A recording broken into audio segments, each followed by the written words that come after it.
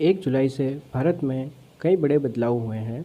इन बदलाव के बारे में आपको जानना बेहद ज़रूरी है। एक और जहां आपको इन बदलावों से राहत मिलेगी, वहीं अगर आपने कुछ बातों का ध्यान नहीं रखा तो आपको आर्थिक नुकसान भी उठाना पड़ सकता है। इसका प्रभाव आपके घर के आर्थिक बजट पर भी पड़ सकता है।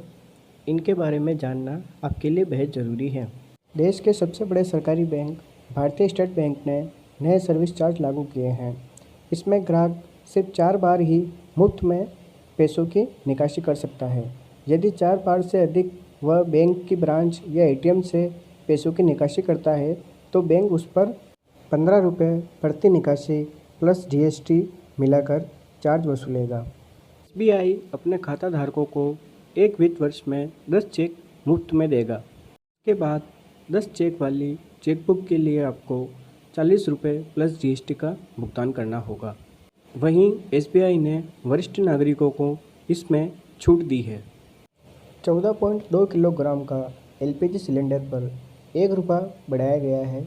वहीं 19 किलोग्राम के एलपीजी सिलेंडर पर 4 रुपये कम किए गए हैं।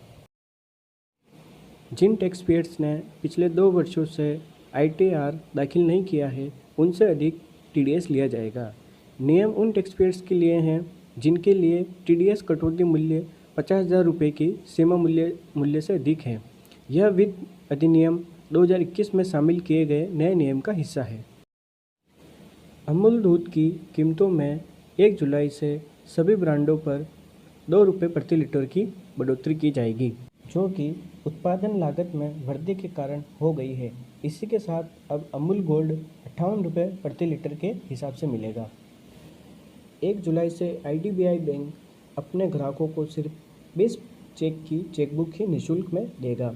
उसके बाद प्रत्येक चेक पर ग्राहक को 5 रुपये का भुगतान करना होगा। हालांकि सबका सेविंग अकाउंट के तहत आने वाले ग्राहक पर नई व्यवस्था लागू नहीं होगी।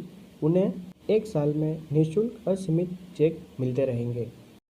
देश की सबसे बड़ी कार निर्माता कंपनी मारुति सुजुकी 1 जुलाई से अपनी गाड़ियों की कीमतों में बढ़ोतरी करने का फैसला कर चुकी है। इस बढ़ोतरी की वजह स्टील, प्लास्टिक और एल्यूमीनियम के दामों में आए उछाल को माना जा रहा है।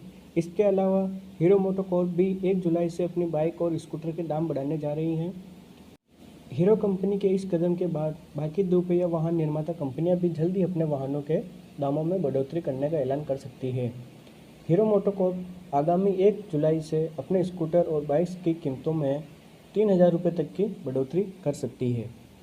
कॉर्पोरेशन बैंक और आंध्रा बैंक का यूनियन बैंक में विलय कर दिया गया है और इसी तरह दोनों बैंकों के ग्राहकों को लेटेस्ट सुरक्षा सुविधाओं के साथ एक नई चेकबुक प्राप्त करने के लिए कहा गया है। अब आप घर बैठे लर्निंग लाइसेंस बनवा सकते हैं।